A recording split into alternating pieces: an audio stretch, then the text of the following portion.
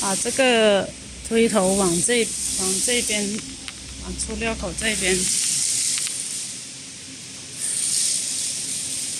你开始了吗？开始了。这个推头推出来的时候啊，看一下这个前面这个面和这个出料口的这个面有没有贴，就推出来。如果是没有贴就推出来的话，这后面可以调一下。然后在这里，在后面，这里这两个螺丝把它松开，松开两个螺丝，把气缸往上抬一点点，然后去锁紧。还有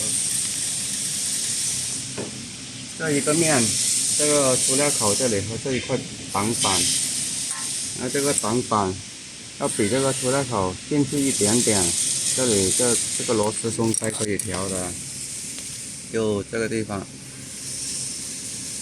还有这一边，这边这也是一个挡板来的嘛，这个挡板也是要过来一点，在后面是可以调的。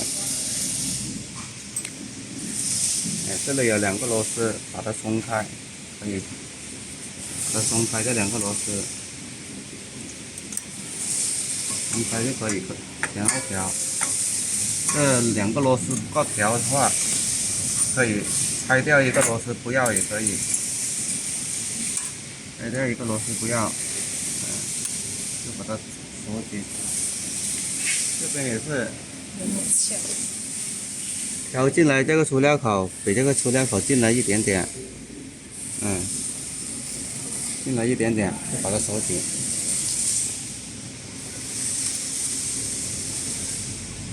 就这样把它锁紧就行了。还有这个推料的时候啊，这个推子气缸推过来，和这里就不要撞到这个压实板就可以了。这里有一条很小的缝，不要撞到压实板就行了。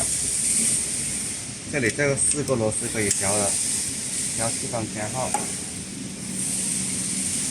推条上面。还有这个推条呢，推出来的时候，这里不是可以调高低的吗？就和这个缝就一点点缝，不要撞到就行了。推出来和推回去不要撞到。还有这个压制板这里，压制板一定要压的比这个出料口上面这个面要低一点点。现在这里要把比这里低，就这样就可以了。到了吗？